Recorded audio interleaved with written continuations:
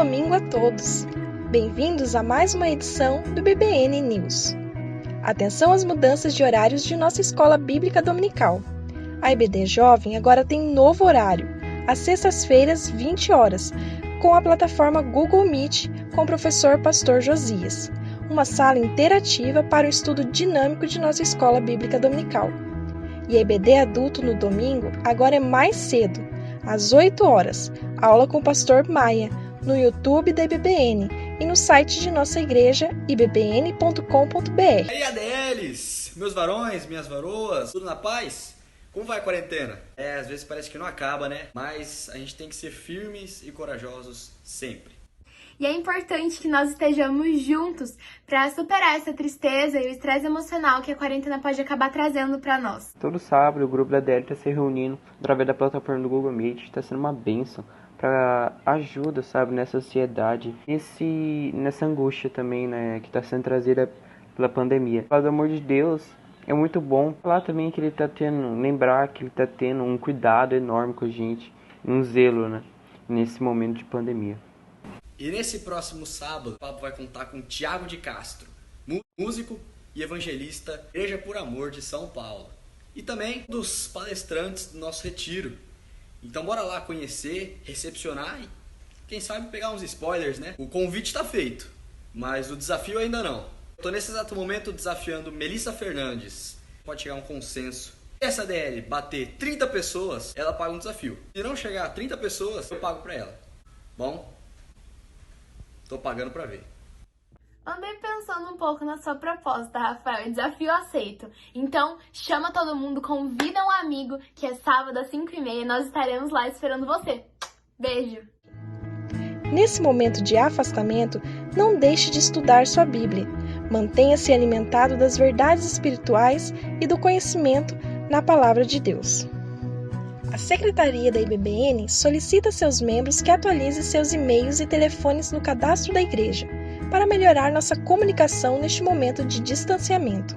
Acesse o site da igreja, ibbn.com.br, clique no formulário de cadastro e atualize rapidamente, ou entre em contato diretamente com a Secretaria da Igreja pelo telefone 65 999 83 7320. Chegou o aplicativo da IBBN. Tem acesso direto a informações, integração e programações da nossa igreja. Baixe o aplicativo na loja Google e conecte-se. Para ver estes e outros avisos, acesse ibbn.com.br ou em nossas mídias sociais.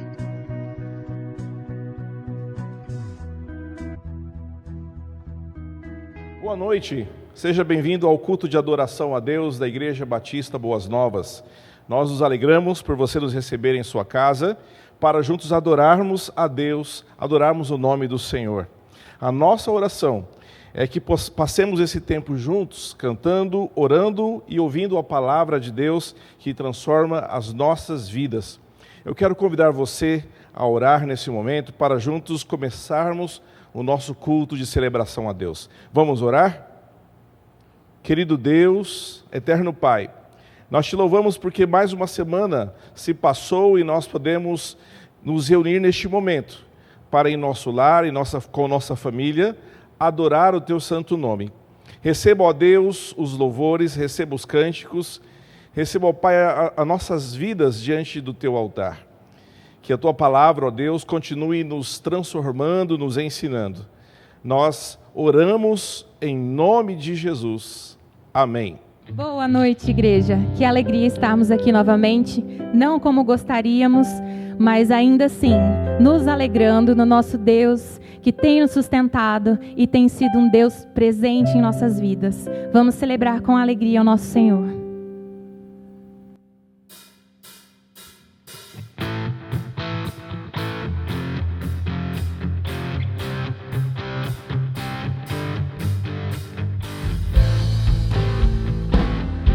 Aí onde você está, celebre com alegria ao Senhor.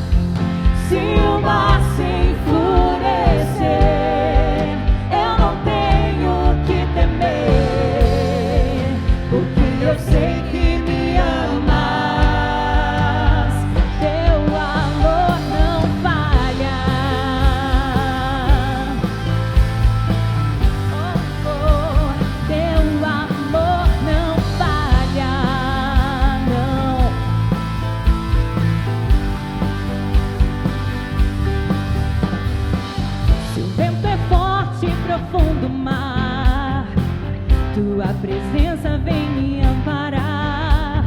Teu amor não falha.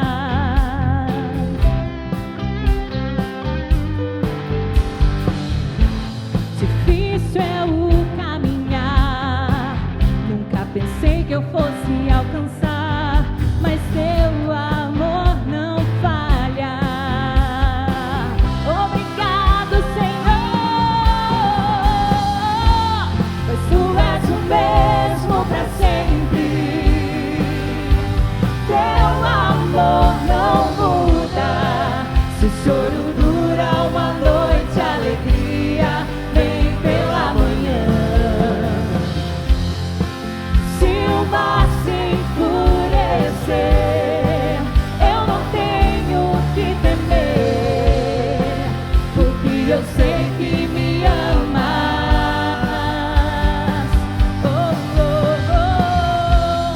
Tu és o mesmo pra sempre.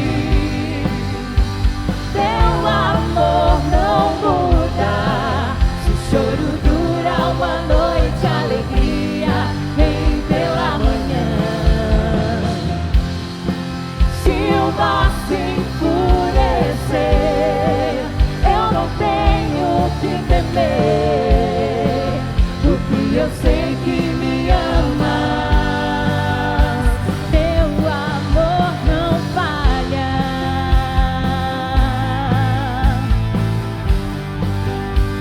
Teu amor não falha.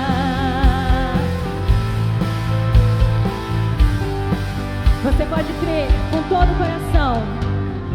Tudo coopere para o meu bem. Ele faz.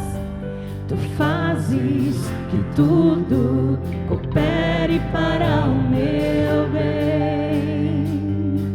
Tu fazes que tudo coopere para o meu bem. Tu fazes que tudo coopere para o meu bem. Tu fazes que tudo coopere para o meu bem. Que tudo coopere para o meu bem. Oh, oh, oh. Pois tu és o mesmo pra sempre. Teu amor não muda. Se o choro dura uma noite, a alegria vem pela manhã. Se o mar se enfurecer, eu não tenho que temer, porque eu sei que me amas. Teu amor não falha.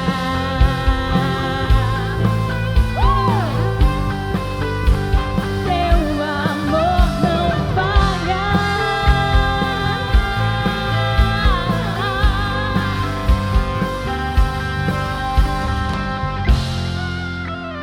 Essa é a verdade maravilhosa que nós queremos compartilhar com vocês, queridos. O nosso Deus não falha e há poder no seu nome. Nós queremos glorificar esse nome, maravilhoso nome.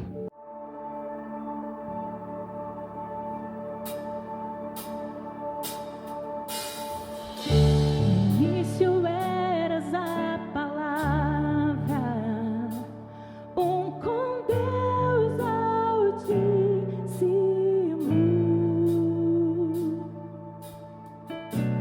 O mistério de tua glória, Cristo em ti se revelou. Ó, quão lindo esse nome é! Ó, quão lindo esse nome é! O nome de Jesus, meu Rei. Ó, quão lindo esse nome é! Mais forte que tudo é. Ó, quão lindo esse nome é! Nome de Jesus.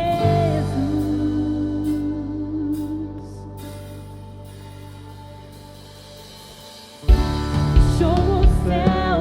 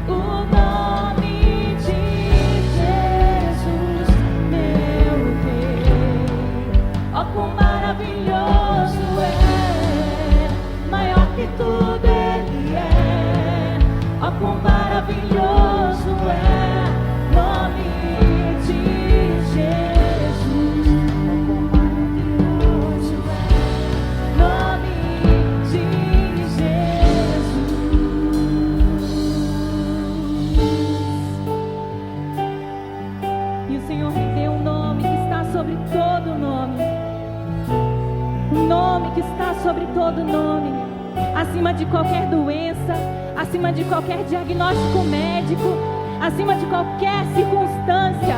Jesus é o nome sobre todo nome. Nós vamos declarar o seu poder nessa noite, Senhor.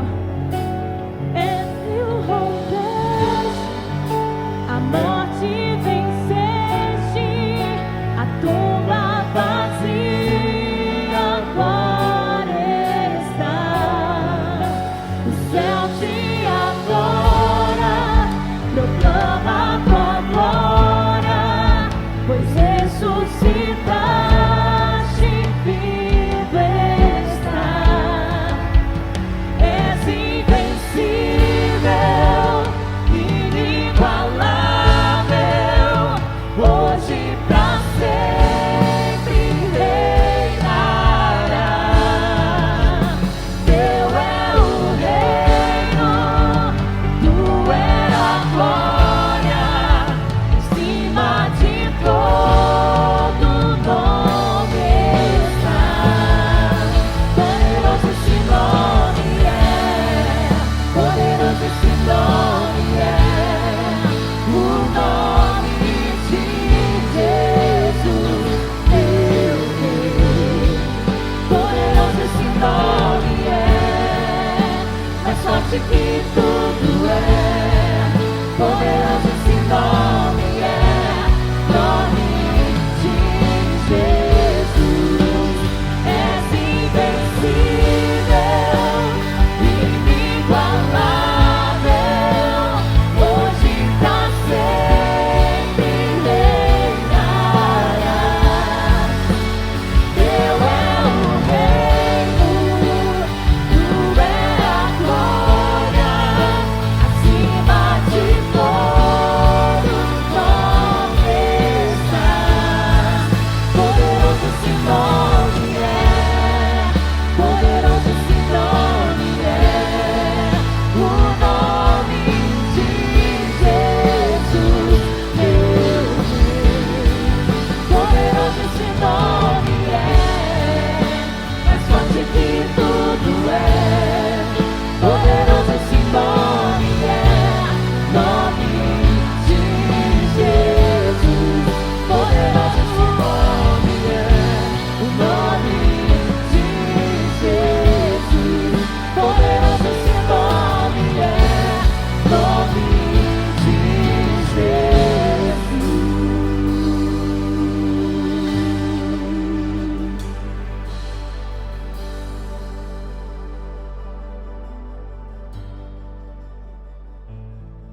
Nós estamos no terceiro domingo do mês da família, deste mês de maio, e eu quero fazer uma pergunta. Como está sendo para você, para a sua família, este mês?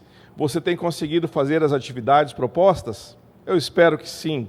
Eu espero que vocês estejam conseguindo pôr em prática essas vitaminas diárias e também o culto semanal, porque nós cremos que será de grande bênção para a sua vida, para a sua família. Se você, porventura, não está recebendo o material do mês da família, entre em contato conosco, pode ser pelo nosso site, pode ser pelo nosso Facebook ou pelo nosso telefone. Entre em contato conosco que nós alegremente enviaremos a você. No culto de hoje, ouviremos o pastor Carlos pregar sobre a convivência familiar. E sobre isso eu quero te convidar a ouvir este depoimento da família do Nielsen e da Priscila. Acompanhe conosco. Boa noite, igreja. Nós somos uma família da EBBN de Cuiabá. Eu sou a Priscila do Nielsen. Eu sou o Nielsen da Priscila. E esses são nossos dois filhos, o Frederico e o Victor. A gente está aqui hoje para conversar um pouquinho com vocês como que a gente lida com a questão do trabalho doméstico aqui em casa, em família. Na verdade, nossa família é uma equipe, né? Às vezes o trabalho doméstico pode ser estressante, cansativo, e a gente tem que aprender a lidar com ele da melhor forma possível. Então aqui, a gente sempre se ajuda. Bom, as atividades domésticas são, geralmente ficam a cargo da mulher, mas em casa a gente sabe que é a cargo da família. Queremos uma família melhor. Então a gente se divide nos afazeres e cada um tem mais ou menos, a sua responsabilidade, Por exemplo, os meninos sempre têm que arrumar suas próprias camas, né? Então é responsabilidade de cada um, né? Eu cuido da roupa para lavar, estender a roupa, tirar a roupa do varal, né?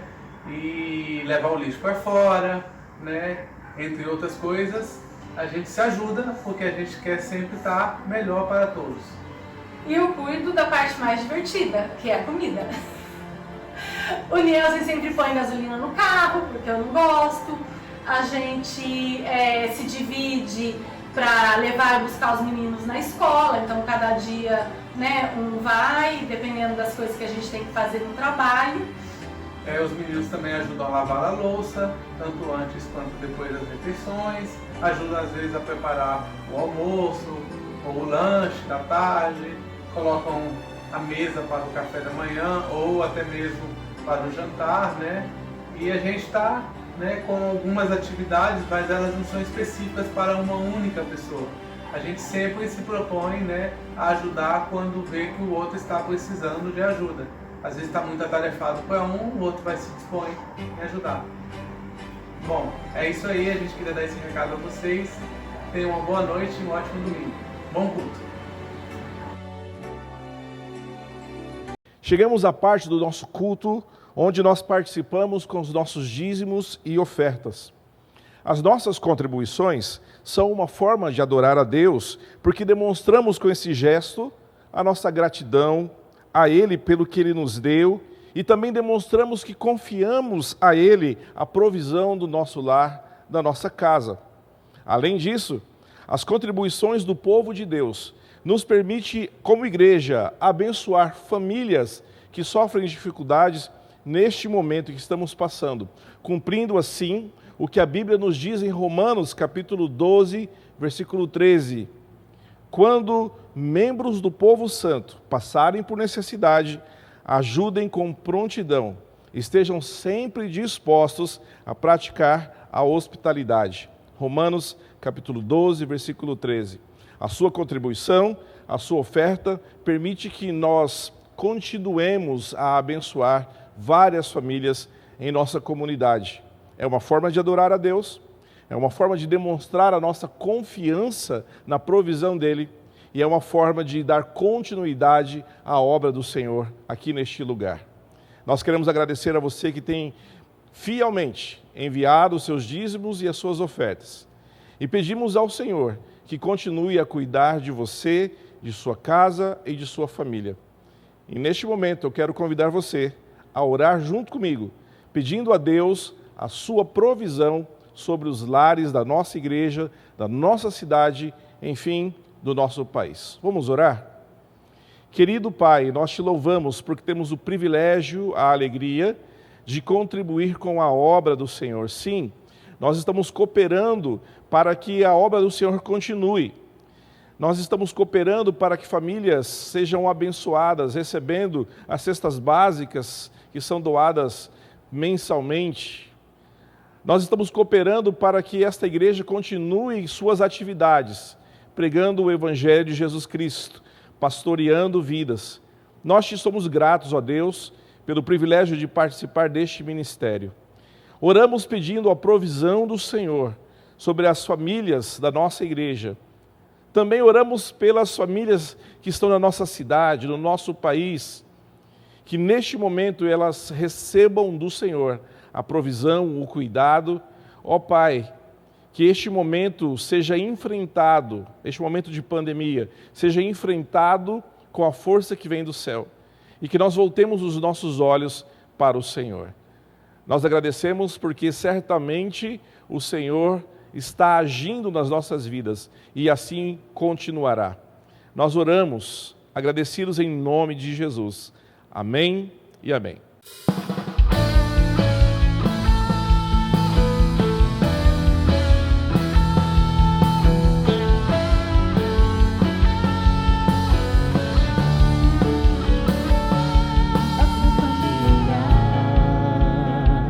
Seja bendita,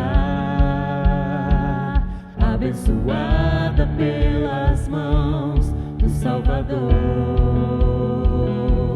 A nossa mesa, nossa despensa,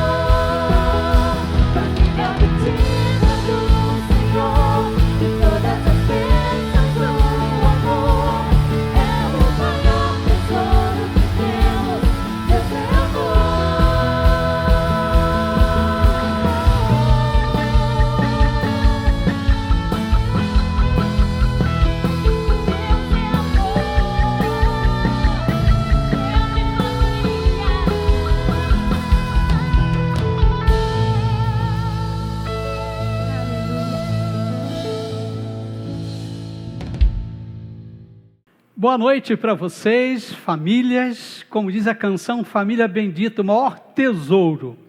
Se é um tesouro, nós temos que proteger, nós temos que guardar no nosso coração. E é por isso que nós estamos falando sobre a importância da família. Ela é tão importante que nós temos que protegê-la. E nós protegemos a família desde que nós a programamos, a projetamos. Quando você escolhe com quem vai se casar, você já está definindo a família que você vai ter. Você já definiu algumas características da família que você vai formar. E é por isso que domingo passado eu preguei sobre isso, a importância de você escolher com quem vai se casar, porque você já está definindo. E se você quer viver uma família feliz, então escolha bem quem vai ser seu cônjuge. Mas, se você já se casou, você escolheu alguém, agora você tem a sua família. Você fazia parte da família dos seus pais, você continua sendo a família deles, mas agora você está formando uma nova família, a célula máter da sociedade. Você agora tem a sua família. E você tem que zelar dela, você tem que cuidar, você tem que proteger esta família. Por isso que eu trago hoje essa mensagem e dei o seguinte título: Viva bem com a sua família. A família é a menor comunidade, vamos dizer assim, de uma sociedade. Como diz Rui Barbosa, é a célula máter da sociedade. E é interessante que na família nós exercemos vários papéis. O papel de marido e pai, o papel de esposa e de mãe, o papel de filhos e irmãos. E nós podemos perceber também que, num aspecto mais ampliado, por exemplo, eu como marido, eu posso exercer o papel de marido, o papel de pai, o papel de sogro, o papel de genro, o papel de filho, o papel de neto, o papel de tio, o papel de primo. Você percebe como numa família nós exercemos vários papéis? A família é um grupo social. E no grupo social, para que ele possa funcionar bem, para que ele possa andar em harmonia, a necessidade de liderança, a necessidade de normas, a necessidade de sanções, e há valores que norteiam isto. Quando nós pensamos na família, por exemplo, liderança, qualquer grupo precisa ter um líder, qualquer comunidade tem que ter alguém que lidere. E nós temos o líder institucional e temos o líder, vamos dizer assim, pessoal, a liderança pessoal. Por exemplo, na minha casa, no papel de esposo, de pai, eu sou o líder. Mas, às vezes, a liderança está com minha mulher, a minha esposa Dalva manda e eu fico quietinho. Mas, além de liderança, nós temos normas sociais dentro de uma comunidade, ou seja, as regras de conduta. Numa família, há necessidade de ter essas regras que vão orientar e controlar os comportamentos das pessoas. Ou seja, o que é permitido e o que é proibido. Aí nós encontramos também outro elemento que é a sanção social. Ou seja, recompensas e punições. Geralmente com crianças a gente lida com os combinados. Olha, o combinado é isso. Se você não fizer isto, a sanção é esta aqui. Aí você percebe o seguinte, que existem também valores.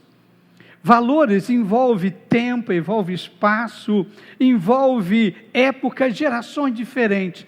E aqui eu chamo a atenção dos filhos, que vocês precisam entender que os valores de seus pais, da geração deles, provavelmente são diferentes dos valores da sua geração. E lembre-se que você está vivendo na família dos seus pais. O apóstolo Paulo, quando escreveu a carta aos Efésios, ele estava falando dos cristãos, de que tinham uma vida realmente em comunidade. Ele preocupava com os cristãos vivendo na comunidade. E ele diz o seguinte, que o cristão, ele teve uma experiência com Deus, com Cristo. E a vida deles foram transformadas, ou seja, a vida do cristão foi transformada, ou seja, a sua maneira de viver. E como cristão, ele está buscando viver em paz com Deus, vivendo em harmonia, buscando uma pureza de vida, ele está andando na luz de Cristo. Ele é filho da luz. E para ajudar nessa nova vida, ele faz parte de uma comunidade chamada igreja. E nesta comunidade igreja, que Paulo chama de corpo de Cristo, ele tem que trabalhar para ter um ambiente agradável, um ambiente de harmonia, e por isso ele usa muito a palavra de submissão, submeter, sujeitar. Paulo usou em suas cartas cerca de 20 vezes essa palavra, sujeitai-vos ou submetei-vos uns aos outros. Ou seja, numa comunidade nós temos que aprender a submeter. E ninguém pode achar que é superior ao outro se desejamos viver em harmonia numa comunidade. Efésios capítulo 5, versículo 21. Eu vou ler esse texto que fala dos relacionamentos na família. Mas é muito importante entendermos o versículo 21, que diz assim: sujeitem-se uns aos outros por temor a Cristo. Percebe? Ele está falando de sujeição na comunidade, na igreja, numa comunidade mais ampla. E ele fala depois de sujeitar-se na família. Eu entendo essa questão de sujeitar-se dentro de uma comunidade da seguinte maneira. Numa comunidade nós temos pessoas exercendo papéis diferentes. Por exemplo, eu sou pastor. O meu papel na sociedade era ajudar as pessoas a buscarem a Deus, a se relacionarem com Deus, a crescer espiritualmente, a liderar a igreja. Mas na comunidade nós temos outras pessoas exercendo outros papéis, como por exemplo o médico. O médico, o papel dele é cuidar da saúde física das pessoas. E quando nós temos questões a resolver na área da saúde, nós vamos ao médico, não ao pastor. Então, a pessoa na área da saúde, ela tem que sujeitar-se ao médico e não ao pastor. Eu, como pastor, não posso estar dando palpite na área da medicina, não é a minha área de atuação. Isso, para mim, é o que a Bíblia fala de sujeitar-se. Ou seja, sujeitar as pessoas no papel que ela está exercendo naquela comunidade. Então, Paulo passa a falar da submissão ou sujeição na família. Eu vou ler o texto que o apóstolo Paulo escreveu, Efésios capítulo 5, o versículo 21 ao 33. Se você tem aí com facilidade a sua Bíblia, abra, é um texto longo, eu vou ler o capítulo 5, versículo 21 a 33, e depois a continuação em Efésios 6, de 1 a 4, ok? Diz assim: sujeitem-se uns aos outros por temor a Cristo. Mulheres, sujeitem-se cada um a seu marido como ao Senhor, pois o marido é o cabeça da mulher, como também Cristo é o cabeça da igreja, que é o seu corpo, do qual ele é o Salvador. Assim como a igreja está sujeita a Cristo, também as mulheres estejam em tudo sujeitas aos seus maridos. Maridos, amem a sua mulher, assim como Cristo amou a igreja e entregou-se por ela para santificá-la, tendo-a purificado pelo lavar imediato da palavra, e para apresentá-la a si mesmo como igreja gloriosa, sem mancha, nem ruga, ou coisa semelhante, mas santa e inculpável. Da mesma forma, os maridos devem amar cada um a sua mulher como seu próprio corpo. Quem ama a sua mulher, ama a si mesmo. Além do mais, ninguém jamais odiou o seu próprio corpo, antes o alimenta e cuida dele, como também Cristo faz com a igreja, pois somos membros do seu corpo. Por essa razão, o homem deixará o pai e mãe e se unirá à sua mulher, e os dois se tornarão uma só carne. Este é um mistério profundo. Refiro-me a Cristo e à igreja. Portanto, cada um de vocês ame a sua mulher como a você mesmo, e a mulher trate o marido com todo respeito. Agora, continuando em Efésios capítulo 6, versículo de 1 a 4. Filhos, obedeçam a seus pais no Senhor, pois isso é justo. Honra teu pai e tua mãe, este é o primeiro mandamento com promessa, para que tudo te corra bem e tenhas longa vida sobre a terra.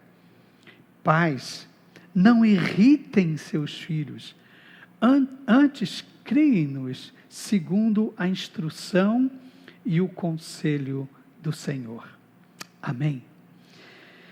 Bom, como já disse, Paulo estava falando da vida em comunidade, e ele passa então a falar da comunidade menor, que é a família. Nela, também para que possamos viver em paz, para que a família possa viver em harmonia, é necessário que haja submissão, vamos dizer, aos papéis que as pessoas exercem nela. Ou seja, o respeito ao papel que um está exercendo. Eu me perguntei várias vezes, por que numa sociedade pintada como machista, como a sociedade que o apóstolo Paulo vivia, a sociedade ali já influenciada pelos gregos e principalmente pelos romanos, ele enfatiza que as mulheres devem ser submissas aos maridos. Ele fala que o marido deve amar a esposa. Ele fala que os filhos devem ser obedientes aos pais e que os pais não devem irritar os seus filhos. Parece-me que ele chamou a atenção, vamos dizer assim, aos pontos fracos de cada um. Ponto fraco de cada um nas relações familiares. Por exemplo, o problema dos pais é irritar os filhos. A questão dos filhos em desobediência aos pais. E a questão dos homens não amarem como devem suas esposas. E as esposas não se submeterem ao papel que os maridos exercem. E então eu quero chamar você para refletir um pouco sobre isto. Esses papéis que são exercidos nesses elementos que formam a família. A primeira, vamos lá, que é um fator muito difícil. Eu sei que muitos chocam com esta palavra. Esposa, sujeite-se ao seu marido. Olha o que o apóstolo Paulo diz. Vou reler. Mulheres, sujeite-se cada uma a seu marido como ao Senhor. Olha a comparação. Pois o marido é o cabeça da mulher, como também Cristo é o cabeça da igreja, que é o seu corpo, do qual ele é o Salvador. Assim como a igreja está sujeita a Cristo, também as mulheres estejam em tudo sujeitas aos seus maridos. Vamos contextualizar um pouco isto, vamos entender um pouco da sociedade que as mulheres e as famílias lá em Éfeso viviam. Na cidade de Éfeso havia um templo da deusa Ártemis, assim chamada pelos gregos. Os romanos chamavam de Diana. Nessa cidade tinha o templo da deusa Diana, ou da Ártemis, que era considerada uma das 7 maravilhas do mundo antigo. E a Diana era uma deusa da caça. E esse templo movimentava toda a cidade, trazia gente do mundo inteiro, a economia vivia em volta disso, ou seja, havia uma forte influência dessa mitologia em cima da sociedade. E é interessante que um dos atributos de Ártemis ou Diana era aliviar as dores femininas. Na mitologia, então, diz que Ártemis era filha de Zeus com Letona. E ela tinha um irmão gêmeo chamado Apolo, só que ela nasceu um dia antes de Apolo. Então ela se tornou a tutora de Apolo. Daí então surgiu a tarefa dela cuidar do seu irmão e despertar nela esse espírito ou esse lado de protetora. Artemis pediu ao pai dela, a Zeus, que a mantivesse virgem para toda a eternidade. Isso então incitava muitos os deuses e os próprios homens assediando-a. E somente um atraiu-a, chamado Orion. Mas diz então que sem querer, num acidente, ela matou. E é interessante, diz que na mitologia ela sofreu 2 tentativas de estrupos, de Acteon e de Orion, que foram punidos com a morte. Embora ela fosse muito amorosa, ela tinha uns traços, vamos dizer assim, na sua personalidade muito forte. Ela era vaidosa e ela era vingativa. E é interessante que ela, então, não aceitava que fosse afrontada. E se alguém desobedecer a ela, ela ficava com muita raiva. Em uma ocasião, ela matou Agamenon, porque feriu um dos animais dela. E outra vez, ela matou Adonis, que começou a contar a vantagem, dizendo que ele era melhor caçador do que ela. Percebe? Esse era o contexto que aquelas famílias de Éfeso viviam. E essa mitologia, essas histórias, exerciam forte influência naquela comunidade. Então, quando a gente percebe isso, a gente vê que aquelas mulheres, vamos dizer assim, tinham, por causa dessa mitologia, um apoderamento, em virtude da influência dessa mitologia, dessa religiosidade em cima delas. As mulheres romanas também, elas tinham um certo poder, elas tinham muita liberdade. As mulheres, por exemplo, elas podiam ir para os banhos com as suas amigas, banhos públicos, elas frequentavam os teatros, elas podiam ir para os jogos, elas tinham algumas limitações, por exemplo, não participavam muito da vida pública e religiosa, mas elas tinham certo poder sobre eles. Então, quando Paulo escreve para as mulheres ou as famílias lá em Éfeso, ele diz: olha, as mulheres, vocês precisam se submeter aos seus maridos, pois eles têm o papel de proteger vocês. No papel de proteger vocês, vocês têm que ser submissa. Ou seja, parece que havia uma certa concorrência com o marido. E aí nós temos que ter problema, nós temos que fazer um alerta. Quando na família um quer concorrer com o outro, a família divide. Aí nós temos que lembrar de uma mensagem de Jesus que está lá em Mateus capítulo 12, versículo 25, que diz assim: Jesus conhecia os pensamentos deles e respondeu: todo reino dividido internamente está condenado à ruína. Uma cidade, aí ele diz, ou família dividida contra si, se desintegrará. Se na família, o marido ou a mulher, uns estão concorrendo com o outro, vai trazer dificuldade, na palavra de Jesus, desintegração da família.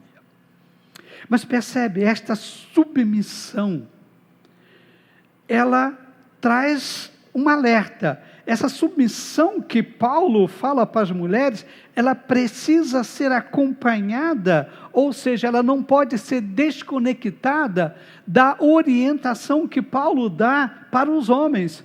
Então vamos ver, maridos, qual a orientação que Paulo dá para as mulheres. Vamos dizer assim, orientação que a Bíblia dá para os homens. Marido, ame sua mulher.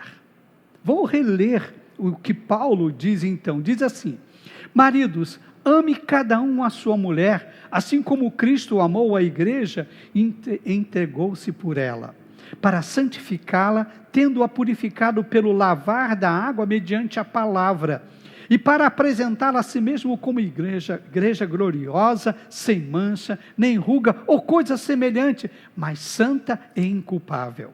Da mesma forma, os maridos devem amar cada um a sua mulher, como a seu próprio corpo. Quem ama a sua mulher, ama a si mesmo.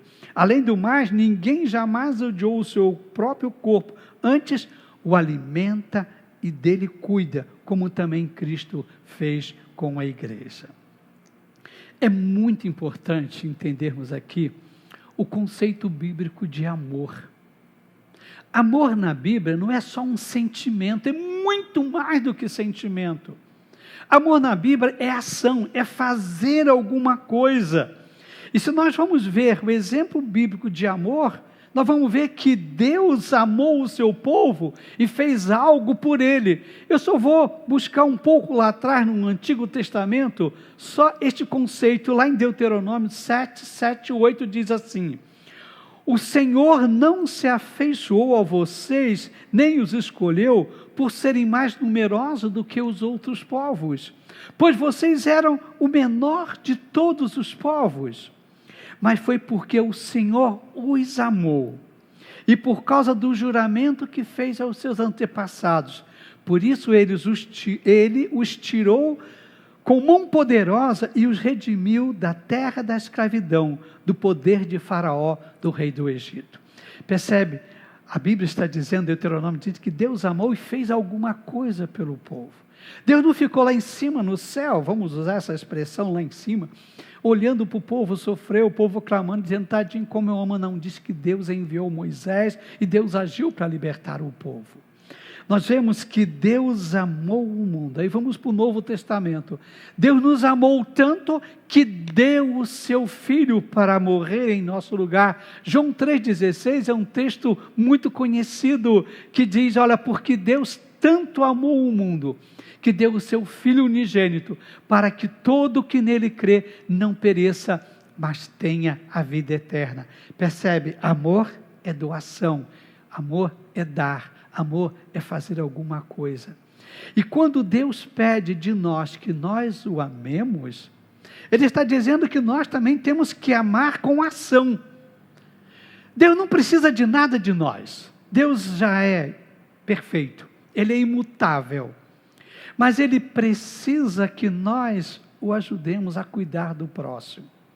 Lá em Lucas capítulo 10, versículo 27, foi perguntado a Jesus qual é o maior dos mandamentos, e Jesus respondeu assim, o maior mandamento é esse: ame o Senhor, o seu Deus, de todo o seu coração, olha aí, sentimento, de toda a sua alma, de todas as suas forças, de todo o seu entendimento, e ame o seu próximo como a si mesmo. Percebe? Quando ele fala amar com todas as suas forças, ou seja, ame fazendo alguma coisa. Agora, fazer o que para Deus?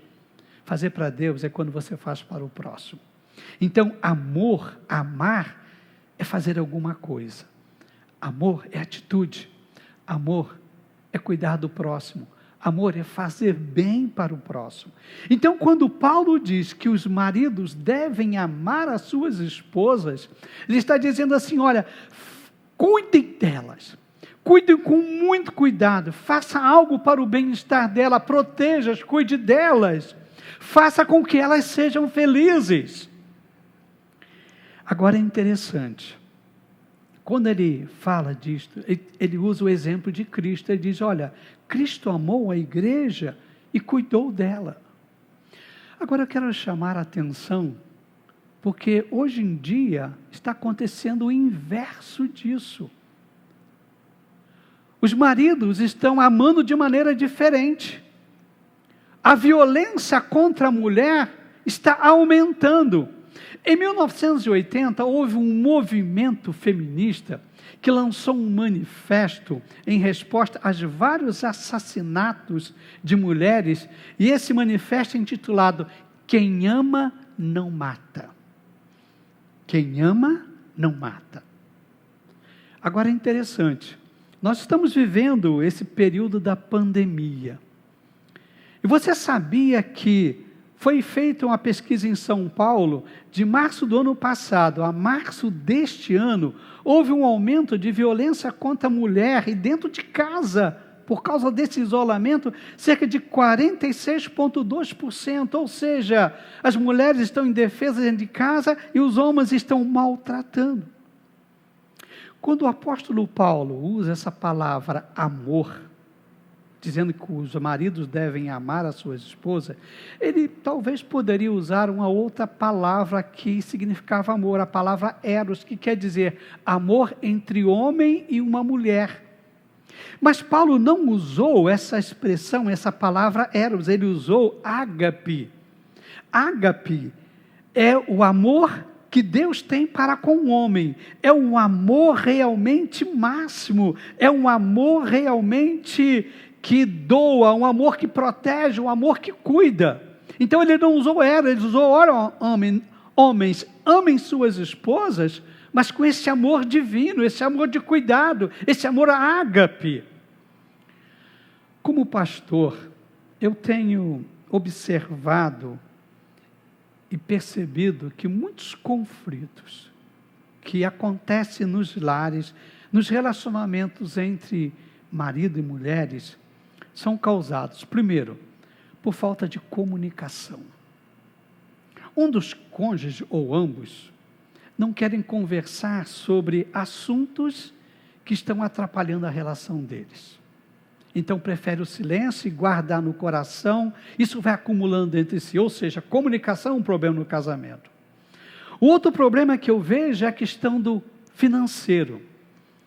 Quando eles não sabem administrar as finanças do lar, ou seja, eles gastam mais do que recebem, aí temos um outro problema, muitas vezes eles querem viver um padrão de vida financeiro que eles não têm condições, e começam então a encher-se de dívida. Esse é um outro fator, inclusive, que causa muito divórcio. Agora, um outro fator que eu vejo que traz problemas nos relacionamentos entre marido e mulher é adultério. Ou seja, quando ele quebra o voto matrimonial de não ter outra mulher. É um problema sério. Agora, eu vejo que um dos conflitos que mais tem aflorado no seio das famílias é o que eu chamo de valorização do trabalho. Ou seja, um acha que trabalha mais do que o outro. Achar que o trabalho da casa ou o trabalho doméstico não é trabalho. Seria interessante, seria algo assim, ou seria bom que seria isso, combinar. Vamos fazer um combinado. Eu vou trabalhar, vou trazer o provento, o sustento para casa e você vai ficar cuidando do lar, dos afazeres domésticos. Muitas famílias atuam assim, agem assim, têm essa atitude. Mas interessante que a tendência é achar que ela ficou em casa trabalhando, ela não estava trabalhando, ela estava em casa. Então ele chega cansado, acha que só ele está cansado e ela não. Ela trabalhou, inclusive eu diria que metade do seu salário é dela. Porque combinou, eu vou ficar cuidando da casa, administrando a casa e você vai trabalhar. Aí está um grande problema. Ou seja, trabalhar como doméstico, em casa, cuidando do lar, é um trabalho também. Interessante que quando Deus criou o homem e a mulher, Ele disse que não era bom que o homem estivesse só. Então Deus disse, olha, eu vou fazer alguém para você. Lá em Gênesis capítulo 2, versículo 18, diz o seguinte, então o Senhor Deus declarou, não é bom que o homem esteja só, farei para ele alguém que o auxilie e corresponda. Deus estava montando uma equipe. Amar é mais que sentimento, é fazer algo de bom para a esposa, porque ela é a sua equipe. Se ela cair, você vai cair junto também. E no lar, nós temos que perceber que não é um trabalhando e outro ficando em casa, é uma equipe trabalhando. O lar precisa ser visto com os componentes como se fosse uma grande equipe. Mas quando a gente pensa nessa relação de família, a questão não está só entre marido e mulher. E Paulo levanta a questão do relacionamento dos filhos. Então eu chamo a atenção para os filhos. Filhos, obedeçam seus pais. Olha o que o texto diz. Filhos, obedeçam a seus pais no Senhor, pois isso é justo. Honra teu pai e tua mãe.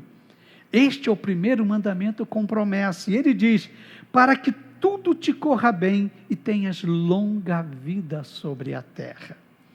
Obedecer pai e mãe. Por que fazer isto? Primeiro, eles são seus pais. Você está vivendo na família dos seus pais. Você é a família dos seus pais. Eles é que estipulam os valores, eles que estipulam as normas, e você tem que obedecer, você faz parte da família deles. Um dia você vai ter sua família, e você vai poder estipular as normas, as regras, as sanções, mas por enquanto você está na família do seu pai, você precisa obedecer. Segundo, a Bíblia está dizendo que você deve honrar pai e mãe. Talvez você que esteja assistindo, eu não confio na Bíblia, não acredito na Bíblia, mas deixe-me dizer, a sociedade valoriza quando você obedece o pai e mãe. Você que tem a mania de desobedecer pai e mãe, desonrar pai e mãe, você acha que é bonito? Muitas vezes contam isso como se fosse algo fantástico. A sociedade está olhando para você com maus olhos, dizendo que você é desobediente e você não vai ser bem visto na comunidade, na sociedade. Por que você deve honrar pai e mãe? Porque são seus pais. Aceite ou não, os seus pais sabem o que é melhor para você. Seus pais conhecem você melhor do que ninguém. Você nasceu ali, você foi cuidado por eles conhecem tudo sobre você. E é interessante que a Bíblia diz o seguinte, para que tudo te corra bem e tenha longa vida sobre a terra. Olha o que a Bíblia está dizendo. Se você seguir as orientações do seu pai, você vai viver bem na terra. Um dia, quando você estiver na idade dos seus pais, e você for pai, você vai dizer, puxa, bem que meus pais tinham razão. Bem que meus pais estavam certos. Mas é interessante, e Paulo faz um alerta para os pais. Ele diz o seguinte, pais, não irritem os seus filhos. O versículo 4 do capítulo 6 diz isso. Pais, não irritem seus filhos, mas criem-nos segundo a instrução e o conselho do Senhor. Como que vocês, pais, podem irritar os filhos? Vamos dizer, como nós, pais, podemos irritar os nossos filhos? Eu poderia citar uma lista imensa, vou citar alguns. Primeiro, você irrita seus filhos, vocês, pais, irritam seus filhos quando vocês não praticam o que vocês ensinam para eles. É aquela história, faça o que eu falo, mas não faça o que eu faço. Vocês irritam seus filhos quando vocês vivem em desarmonia entre si. Quando vocês estão brigando constantemente, vocês não imaginam como seus filhos ficam irritados. Vocês irritam seus filhos quando vocês disciplinam seus filhos com raiva, com ira. Vocês irritam seus filhos quando vocês demonstram favoritismo de um sobre o outro. Isso é um problema sério. O pai demonstrar que favorece mais a um filho do que o outro. Vocês irritam seus filhos quando vocês, ou nós pais, não admitimos os nossos próprios erros. Nós irritamos nossos filhos quando nós só vemos os lados errados, ou seja, os erros dos filhos. Nós não vemos, não falamos das virtudes deles. Nós irritamos nossos filhos quando nós não ouvimos a opinião dos nossos filhos sobre determinados assuntos. Quer ver outra coisa que irrita os filhos? Quando nós começamos a comparar eles com os filhos dos outros. Isso é terrível, fazer comparações. E nós irritamos os nossos filhos quando nós não cumprimos as promessas que fazemos aos nossos filhos. Agora eu vou falar uma coisa que é terrível. Quando pais abusam fisicamente dos filhos, isso é terrível. E também quando pais zombam dos filhos, isso irrita os filhos. Poderia aqui estar falando outras coisas, mas só exemplos práticos de como os pais irritam os filhos. Eu queria dizer para vocês, pais, cuide bem dos seus filhos. Nunca se esqueça de que seus filhos não são seus. Os filhos não são nossos. A Bíblia diz o seguinte: os filhos são herança do Senhor, uma recompensa que Ele nos dá. Ou seja, Deus nos privilegiou para cuidar deles. Eu quero concluir esta mensagem perguntando para você: como é que está o ambiente no seu lar? Qual tem sido o principal fator de desarmonia do seu lar? A competição entre o marido e mulher, você e sua esposa estão competindo entre si. Qual é a atitude da esposa? Ou qual é a atitude do esposo? Os filhos estão desonrando os pais em casa? Os pais estão irritando os filhos? O que você tem feito para que sua família seja uma família feliz? Talvez podemos inverter a pergunta: o que você tem feito para trazer tristeza na sua família? A minha oração e o meu desejo sincero é que as famílias sejam famílias felizes e que cada um faça a sua parte para que haja harmonia, que cada um ceda, que cada um sacrifique um pouco de seus desejos em prol da felicidade do lar.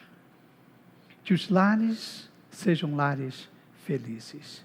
Que Deus os abençoe. Amém. Bom, nós estamos terminando o nosso culto. Eu quero agradecer a você por ter participado conosco em casa, com sua família.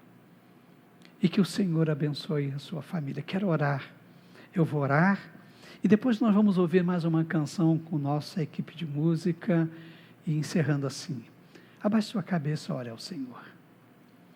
Pai, nós estamos aqui diante do Senhor, vivendo, Senhor, esses momentos difíceis onde as famílias foram chamadas para se unirem, para se protegerem, para que um cuide do outro.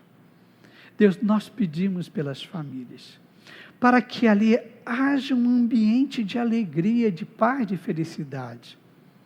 Pai, mesmo famílias que estão cuidando dos seus doentes, que a doença não entre na família. Mesmo, Senhor, as famílias sofrendo, Senhor, as limitações que nos são impostas nesses dias, mas que seja um ambiente agradável, um ambiente, Senhor, de alegria. Pai, cuide das famílias. Cuide, Senhor, de cada componente do lar. Nós pedimos isso no nome de Jesus. E agora, que o amor de Deus, nosso Pai, a graça de Jesus, nosso Senhor e Salvador, a comunhão e a consolação do Espírito Santo estejam nas famílias, desde agora e para todo sempre. Amém e amém.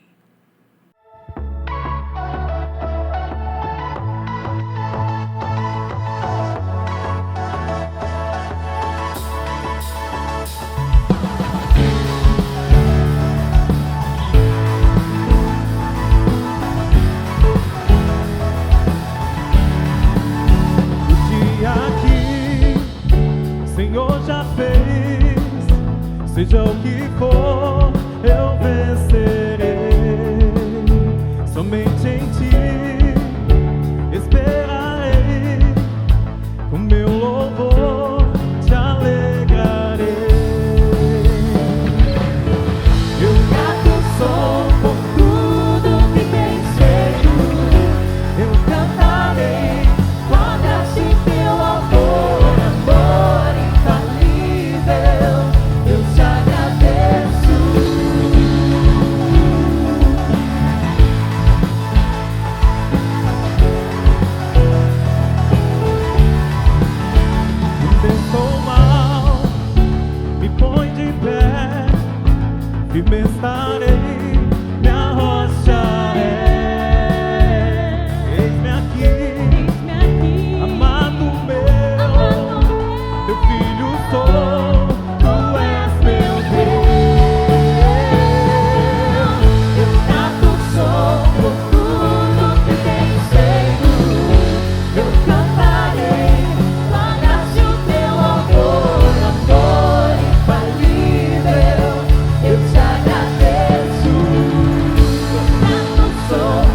tudo.